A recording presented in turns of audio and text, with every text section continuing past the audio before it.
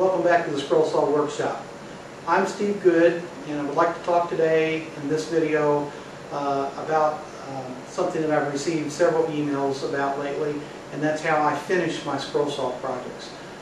To me, this basically includes 4 different steps: gluing, sanding, beautifying, and protecting. And what I'd like to do today is to take you through some of the tips I've learned along the years on how to accomplish these 4 steps. Now, by no means is what I do today the end-all for finishing scroll saw projects. I know there's a lot of you out there that have your own ideals and suggestions on how to do this, and I'd be happy to hear about those. If you drop me an email, I can pass them along. But today I'm just going to take you through some of the steps that I use to finish my projects. The first step in finishing most projects is gluing. Now, not all scroll saw projects will require assembly depending on what you're doing, but a lot of them will. You'll need to get a good glue surface to make your project stay together. The last thing you want is for the project to fall apart once you get it in the hands of your customer. So a couple of tips that I use for gluing is I bought a little ketchup bottle, which comes in really handy. You can use this to squeeze the glue out, which is a nice way of getting it on there. Then I use a little brush to make sure the entire surface is coated well.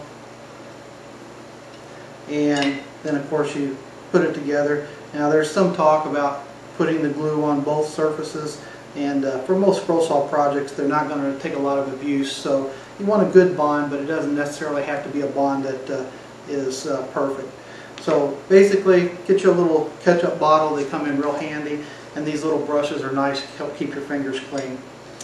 The next part of the glue up process is clamping the projects up, and a lot of scroll saw projects are difficult to clamp just by their very nature. For instance, this little clock that I cut some time ago looks simple, and but it's difficult to get a clamp on. So what I do is I purchase these little miniature spring clamps. They come in really handy for some of these small projects.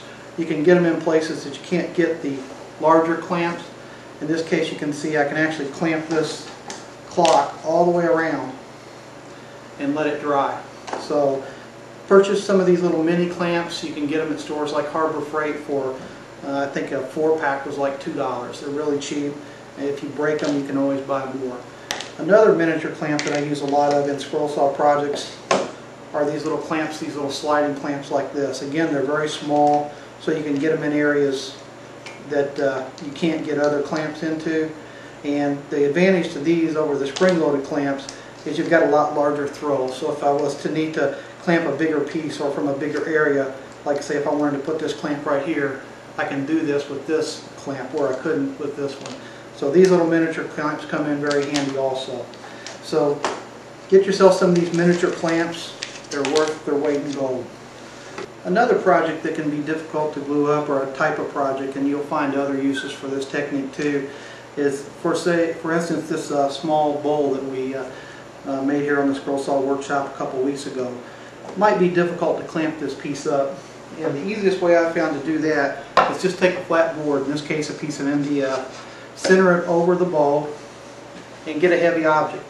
In this case I'm going to use a gallon of glue. Set that on top, makes a perfect clamp. Let it set for an hour or so and your piece will be glued up really well. So there's some gluing tips for you. Give some of these a try, and I think you'll find that you get pretty good results.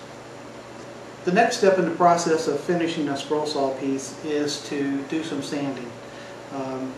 Most pieces are going to require a little sanding just to get the fuzzies off the edges if you haven't gotten a real clean cut. And you'll find a lot of times that your scroll saw blade will burnish the edges of the pieces as you cut, and they'll come out looking pretty good. But most normally you're going to need to do a little sanding. A few of the things that I've found handy over the years is I take my sandpaper and I cut it into small 3-inch by 3-inch pads that I can use. Just grab one. In this case, if I wanted to round this edge, I can use these small pads to do that with. And that's handy for the larger areas, like for instance around the edges here. But in most scroll saw pieces, you're going to have some very intricate little areas that need to be sanded. And I'll show you a few things that I do to make that a little easier. The first thing is I make my own sanding sticks. And the way I do that is, let me zoom in on this a little bit so you can see it better. I take popsicle sticks, and I take the popsicle stick and I sand it or carve it down to a point, and I'll generally do 10 or 15 of these at a time just to make up a bunch of them. And then I take some 220 grit sandpaper and I actually glue it to the end of the stick to give myself a nice little sanding stick. And these come in real handy for getting into these little small intricate areas. You can really do some very detailed work with these little sanding sticks. And I'll show you here how I create those. I'm going to make some sanding sticks now. They're very simple to make, and I'll just show you how I do it. Buy yourself some popsicle sticks and take them either over to your sander or get you an X-Acto knife and cut a nice sharp point on one end of the stick. Get a sheet of 220 grit sandpaper, cut it down to whatever size you need depending on how many of these sticks you're going to make. In this case I'm using a 220 grit, which seems to be aggressive enough to take off most of what you need to take off on a scroll saw project. Take your spray adhesive and we're going to spray the back of this sandpaper with some of the glue.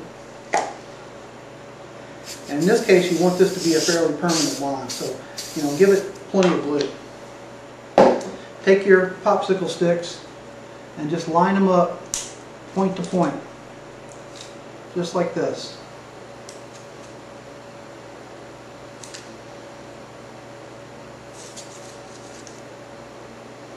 And again, you can make as many or a few of these as you think you're going to need. Like I say, a lot of times I'll make 20 of them at a time just to have them laying around and available. And you're just trying to cover the tip of the stick. You don't need to go very far down. And once you get that on there, give the glue a little time to dry. In this case we put quite a bit of that adhesive on there, so we're probably going to want to give it maybe 5 minutes or so to glue, for the glue to set up. So I'm going to go ahead and stop the video here, let this glue set up, and then we'll be right back and I'll show you how to finish these off. Giving the glue just a few minutes to set up on these sanding sticks, and what I generally do is once the glue dries is I get an X-Acto knife, and you can see I'm using a cutting pad here. These are really handy if you do a lot of scroll saw work to have one of these around for cutting patterns and all types of uses. And I'll take, and usually the first cut I'll make is I'll just split this piece right down the middle between the sticks. And then what I do is I just come in and trim around these. And I won't finish all of them, but I'll show you on this one how I do it. And then just go ahead and trim them to fit around the end of the stick. And you can see you have a perfectly good little sanding stick there. Again, these come in super handy for getting into small areas that you just can't quite get to any other way. Make some of these sanding sticks. I think you'll definitely find that they come in handy for you. So there's the first little sanding tip I have for you, and I'll show you a couple other tools that I use also.